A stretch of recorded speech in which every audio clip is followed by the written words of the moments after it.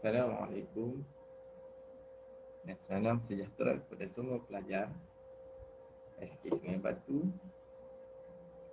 Hari ini kita akan belajar sejarah unit yang pertama sekali, iaitu pembentukan Malaysia. Kita dapat lihat gambar dekat belakang tu adalah gambar pemandangan Malaysia pada waktu malam. Cantik tak? Cantik kan? Ada KLCC, ada bangunan dan sebagainya. Kita kenal Malaysia pada hari ini dengan sebagai sebuah negara yang maju, aman damai, walaupun berhadapan dengan pandemik COVID-19 yang sangat memberi kesan kepada negara. Tapi kita perlu tahu bagaimana Malaysia ini terbentuk sehingga mencapai tahap yang seperti yang kamu dapat lihat pada hari ini. Jadi pembentukan Malaysia ini panjang sejarahnya. Jadi kita nak tengok pada asas-asas ataupun ringkasan daripada pembentukan Malaysia yang sangat panjang. Idea pembentukan negara Malaysia dicetuskan oleh Tunku Abdul Rahman Putra Al-Haj dalam satu majlis Persatuan Wartawan Luar Asia Tenggara di Singapura. Waktu itu tak ada lagi nama Malaysia. Tetapi Tunku Abdul Rahman Putra Al-Haj dia telah pun memikirkan bagaimana untuk menyatukan beberapa buah negara yang berdekatan ini untuk dijadikan sebagai sebuah negara.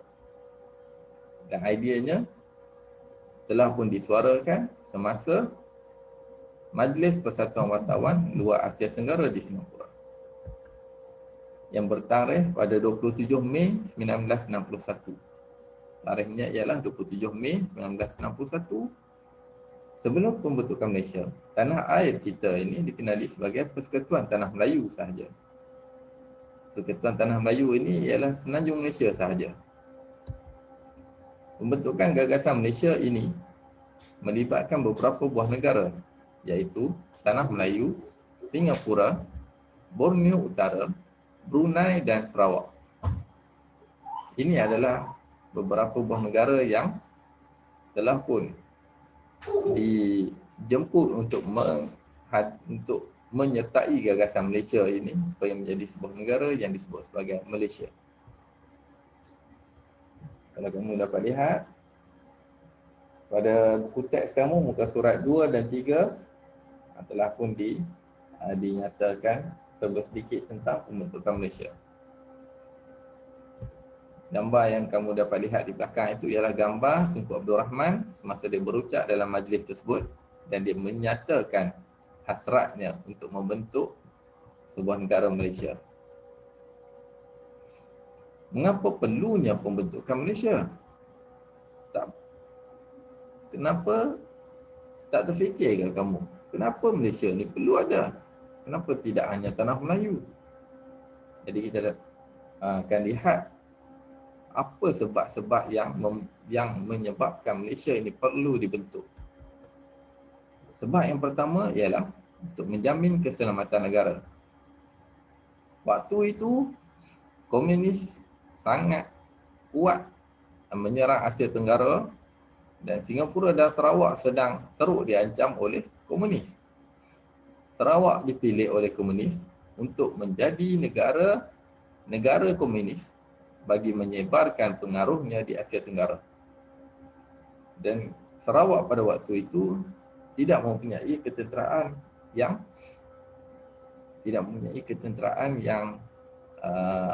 yang betul-betul kuat untuk menentang komunis. Tetapi Persekutuan Tanah Melayu mempunyai pengalaman menentang komunis.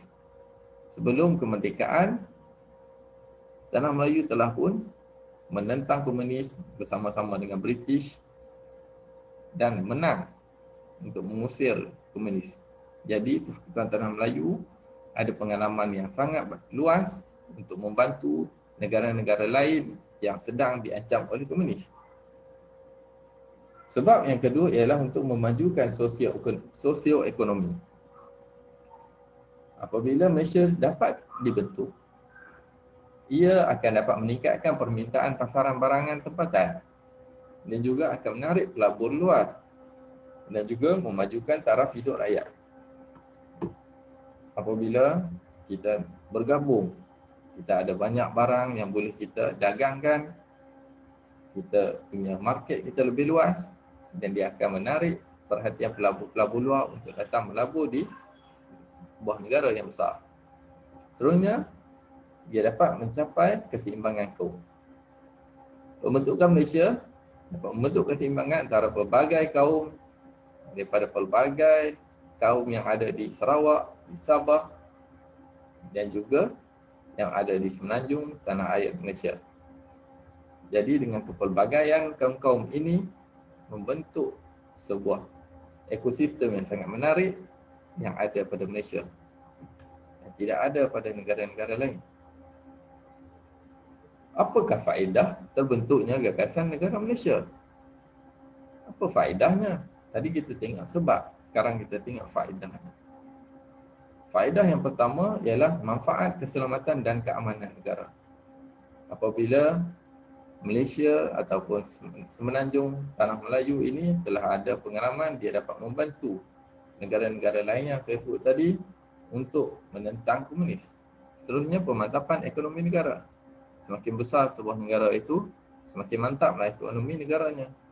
Dengan sumber-sumber yang ada dapat digunakan untuk menjana ekonomi negara. Seterusnya, mengukuhkan perpaduan rakyat Malaysia. Rakyat Malaysia yang berbilang kaum ini akan dapat dikukuhkan dengan pembentukan negara Malaysia. Malaysia muncul sebagai negara yang kaya dengan warisan kebudayaan. Apabila terdapat gabungan antara Malaysia, Sabah dan Sarawak dan juga Singapura pada waktu tersebut, Malaysia dengan kaum Melayu, Cina, India, Sikh, Iban, Kadazan, Melanau akan dapat bersatu di bawah satu payung Malaysia. Dan dengan kepelbagaian itu, warisan kebudayaan kita menjadi sangat banyak. Dia akan menjadi daya tarikan kepada Malaysia. Malaysia sebagai sebuah negara baru yang lebih besar. Tidak lagi sebuah negara kecil yang berada di pinggir Asia Tenggara. Apabila Malaysia bergabung dengan Sabah dan Sarawak dan juga Singapura pada waktu itu, maka dia akan membuka mata negara-negara lain untuk melihat Malaysia sebagai sebuah kuasa yang lebih besar.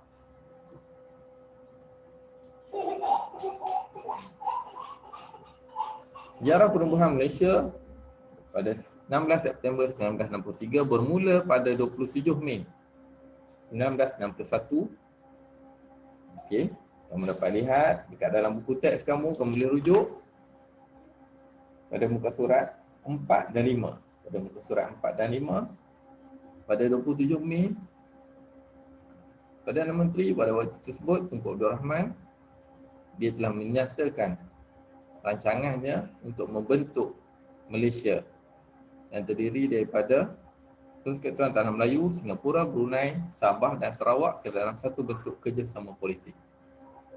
Dan seterusnya pada 23 Julai 1961, Mesyuarat Persatuan Parlimen Commonwealth, Cawangan Tanah Melayu dan Borneo di Singapura telah bersetuju untuk menubuhkan Jawatankuasa Perunding Perpaduan Malaysia dipengerusikan oleh Donald Stephen.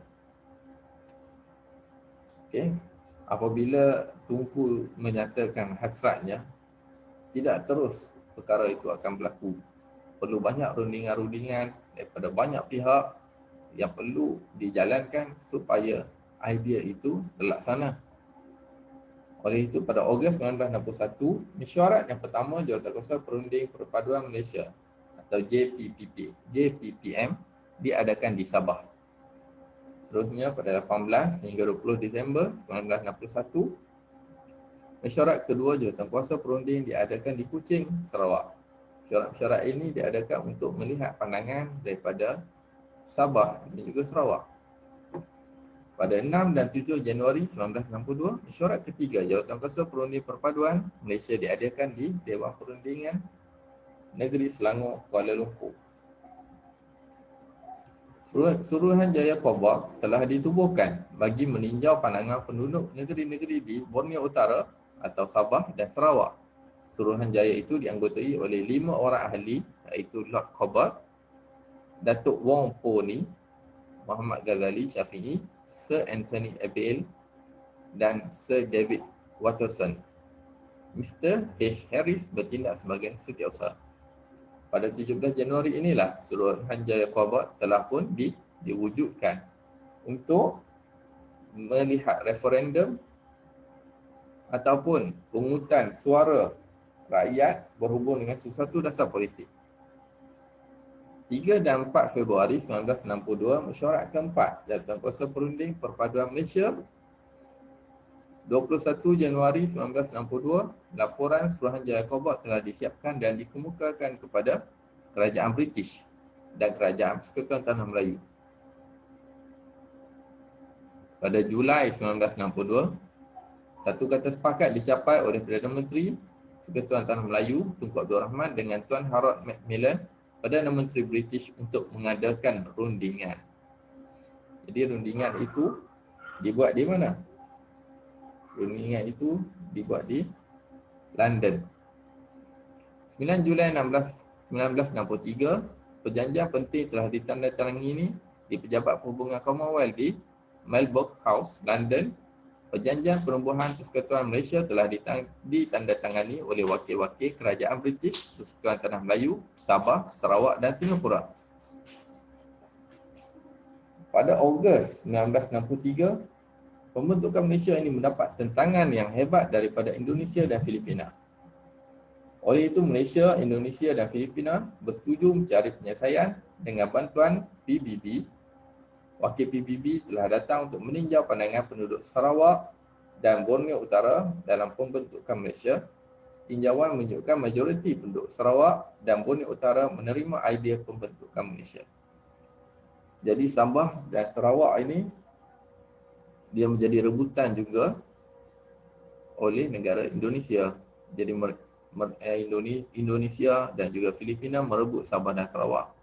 Tetapi hasil referendum yang dijalankan oleh PBB telah membuktikan bahawa penduduk di Sabah dan Sarawak lebih berminat untuk menyertai Malaysia daripada menyertai Filipina ataupun Indonesia. Maka akhirnya pada 16 September 1963, upacara pengisytiharan Malaysia dijalankan di Stadium Merdeka Kuala Lumpur. Pengisytiharan Perumbuhan Malaysia telah dibacakan oleh Perdana Menteri Tunku Abdul Rahman di hadapan kira-kira 30,000 rakyat Malaysia. Maka terbentuklah Malaysia yang kita kenal pada hari ini. Tanggal 16 September 1963, maka Malaysia pun diisytiharkan secara rasminya. Malaysia terdiri daripada Tanah Melayu, Sarawak, Borneo Utara, Sabah dan Singapura. So, Brunei tidak termasuk dalam Malaysia kerana tidak mencapai kata sepakat dalam Suruhanjaya Kobak. Jadi, saya rasa itu sahaja untuk kali ini kelas sejarah kita untuk topik yang pertama, iaitu topik pembentukan Malaysia. Kita sebagai anak Malaysia, rakyat Malaysia, perlulah rasa bersyukur dengan sejarah-sejarah yang berlaku pada masa lalu yang mencorakkan Malaysia pada hari ini. Sekian. Assalamualaikum warahmatullahi wabarakatuh.